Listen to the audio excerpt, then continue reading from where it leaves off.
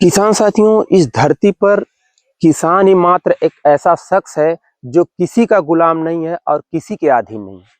अगर आप किसी के अधीन नहीं हो तो आप अपने हिसाब से खेती करोगे और ऐसी खेती करोगे जिसमें ज़्यादा बेनिफिट, ज़्यादा मुनाफा हो। और ज़्यादा पैसा कमाने के लिए आपको करनी है खेती खीरा की, जिसमें मात्र 3 महीने के अंदर खेल शुरू होता है और ख़त्म हो जाता है और पैसा ही पैसा हो जाता है। तो आज हम आपके लिए लाए हैं खीरा की खेती करने के लिए कुछ ऐसे ट्रिक्स जो कम खर्चे में आसानी से अच्छा उत्पादन लिया जा सकता है। नमस्कार किसान साथियों, मैं हूं आपका किसान मित्र गुड्डू चौहान और आप देख रहे हैं हमारा यूट्यूब चैनल न्यू किसान में। स्वागत है आपका।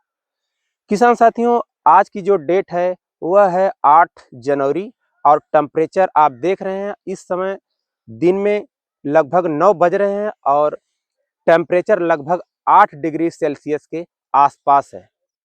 किसान साथियों, आज की जो वीडियो है वह यूपी, बिहार, राजस्थान, हरियाणा, मध्य प्रदेश, दिल्ली जैसे प्रदेश के किसानों के लिए है, क्योंकि इन प्रदेशों में ठंडी का स्तर इस तरह से बढ़ा हुआ है इस साल कि अगर आप थोड़ी सी भी गलती करते हैं तो आपके टोटल बीज वेस्ट हो जाएंगे, बेकार हो जाएंगे।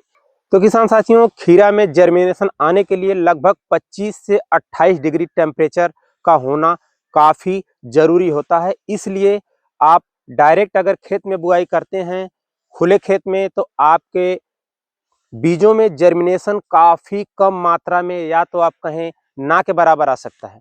इसलिए आप सही रणनीति का इस्तेमाल करिए।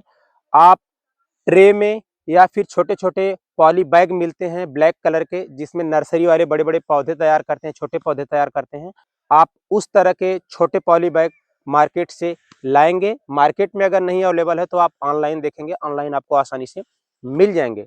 आप उस तरह के पॉली बैग या फिर नर्सरी ट्रे मंगवाइए और उसके अंदर आप बीजों को डाल करके, और ज़्यादातर किसान भाई इस टेंशन में रहते हैं कि नर्सरी वाले ट्रे में कोकोपीट का इस्तेमाल होता है, तो आपको कोकोपीट का इस्तेमाल नहीं करना है, टेंशन बिल्कुल नहीं लेना है। आप अपने खेत की मिट्टी और सड़ी हुई गोबर का इस्तेमाल करके अच्छा जर्मिनेशन बहुत ही आसानी से बगैर टेंशन के कर सकते हैं। तो आप पॉली बैग या फिर ट्रे नर्सरी में इस तरह से आप बीजों को, मिट्टी को इस तरह से डाल करके और छोटा सा छप्पर बना करके उससे पूरी तरह से उसके नीचे रखना है।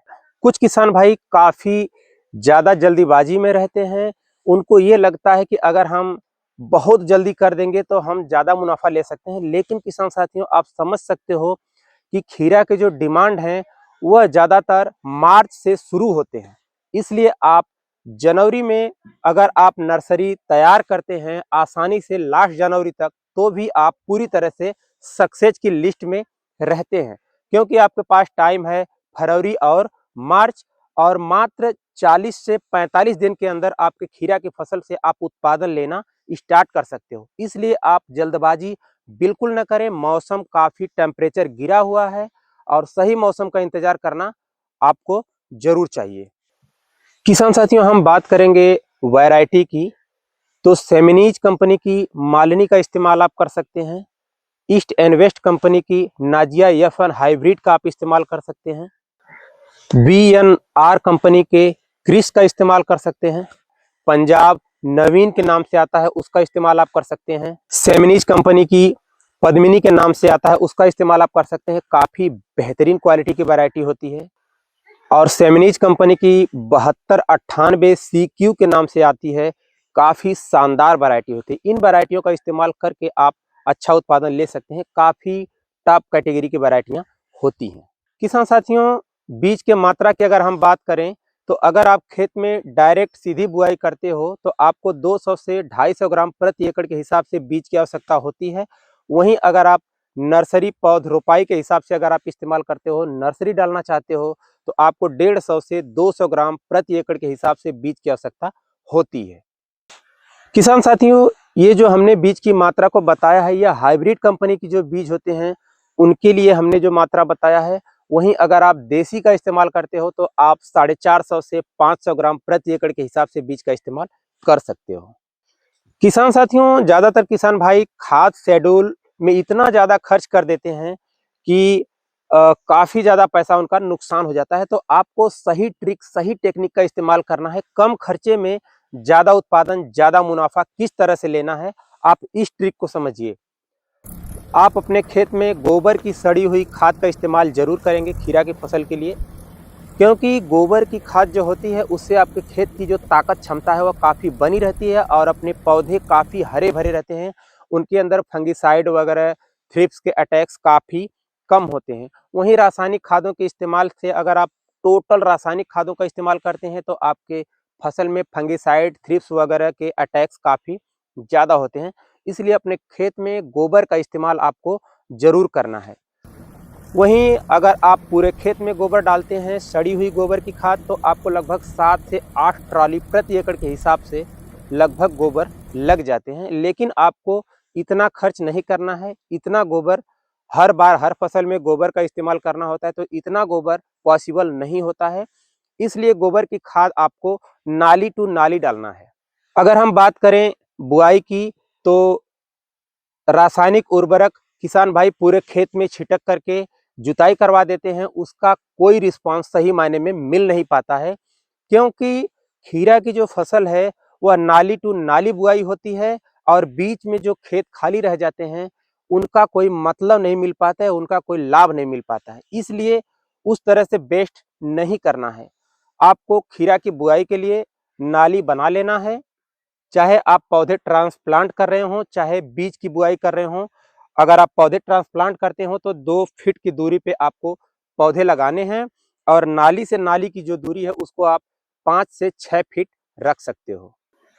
गोबर की खाद का इस्तेमाल जुताई के टाइम नहीं करना है। पहले अपने खेत की अच्छी तरह से जुताई करवा लें, उसके बाद समतल करवा लें, पाटा लगवा लें, फिर उसके बाद आप बुआई करने से पहले आप नाली बना लें और गोबर की खाद आपको उसी नाली में डाल देना है। नाली टू नाली इस्तेमाल करना है और उसके बाद बुआई कर देना है।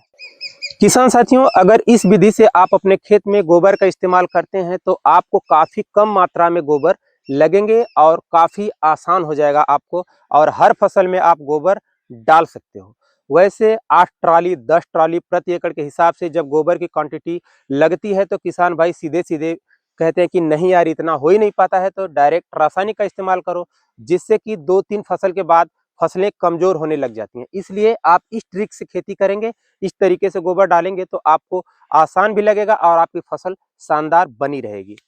किसान साथियों, अगर आप पौधे ट्रांसप्लांट करते हो तो भी और डायरेक्ट बीज की बुआई करते हो तो भी बुआई के रुपाई के जस्ट बाद उसमें सिंचाई करना जरूरी होता है। आप सिंचाई कर लेते हो, उसके बाद जब आप 7 से 8 दिन 9 दिन के बाद जब आपकी मिट्टी गुड़ाई के लिए तैयार हो जाती है, उस समय पे आपको रासायनिक खादों का इस्तेमाल करना है, वो भी नाली टू नाली। इसीलिए हम कहते हैं कि आप पूरे खेत में रासायनिक बेसल डोज का इस्तेमाल बिल्कुल न करें, वह खर्च अधिक हो जाता है, आपका काफ़ी नुकसान हो जाता है और फायदा उतना ही होता है जो कि रासायनिक खाद आपके पौधों के पास पड़ते हैं। इसलिए पूरे खेत में डालने की बजाय आप नाली टू नाली इस्तेमाल करेंगे, क्योंकि पौधे नाली में ही रहेंगे। नाली बनाना है, दोनों तरफ पौधों की रुपाई करनी है, बीज की बुआई करनी है, आप जो भी करना चाहें। जब आपकी मिट्टी गुड़ाई के लिए तैयार हो जाए उस समय आपको रासायनिक खादों का इस्तेमाल करना है। रासायनिक खादों में किसान साथियों आप 15 KG DAP, 15 KG muriate of potash, 10 KG urea, single super phosphate 20 KG, 2 KG sulphur और लगभग 2 केजी जिंक प्रति एकड़ के हिसाब से आप अपने नाली में डाल करके उसके बाद गुड़ाई करवा दें। किसान साथियों, अगर इस तरीके से आप रासायनिक खादों का इस्तेमाल करते हैं तो यह मान करके चलिए कि आपकी लगभग 70% खादों की बचत निश्चित हो जाएगी। किसान साथियों, जब आपकी फसल लगभग 25 से 30 दिन की हो जाए उस कंडीशन में आप 10 ग्राम NPK 05234 और 2 ml धनजाइम गोल्ड को 1 लीटर पानी के हिसाब से घोलकर पूरे खेत में स्प्रे करें।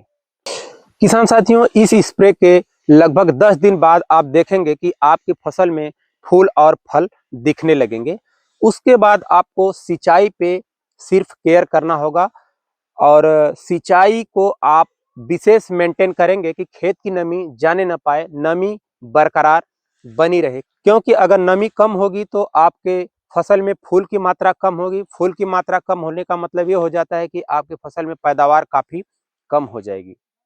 पैदावार की अगर हम बात करें तो आप 1 एकड़ से 80 से 120 कुंटल प्रति एकड़ के हिसाब से पैदावार आप आसानी से ले सकते हो। और रेट की अगर हम बात करें तो मार्च, अप्रैल, मई जैसे महीनों में खीरा के डिमांड तो काफी अच्छे होते हैं, रेट बहुत ही शानदार होते हैं। इसलिए आप कम से कम तो 20 रुपया केजी से नीचे आप बेच ही नहीं सकते हो। कम से कम गिरा हुआ रेट इससे ज्यादा ही होता है, और कम से कम 20 रुपया तो होगा ही होगा। इस हिसाब से आप लगभग 80 से 120 कुंटल पैदावार लेते हो तो भी आप लगभग 2.5 लाख के आसपास अर्निंग कर पाते हो, जिसमें से अगर आप 60-70 हजार रुपया अगर आप खर्च कर देते हो तो भी आपके पास काफी अच्छी आमदनी बन जाती है। इसलिए किसान साथियों, खीरा की खेती करके मात्र 3 महीने के अंदर में आप अच्छी अर्निंग आसानी से कर सकते हो। तो जो किसान भाई अभी तक हमारे चैनल पे नए हैं, कृपया हमारे चैनल को फॉलो करें, सब्सक्राइब करें, क्योंकि इसी तरह की टेक्निकल वीडियो समय समय पर आपके लिए हम लाते रहेंगे। तो आज की वीडियो में बस इतना ही, मिलते हैं फिर किसी दूसरी वीडियो में नई जानकारी के साथ। तब तक के लिए जय जवान जय किसान।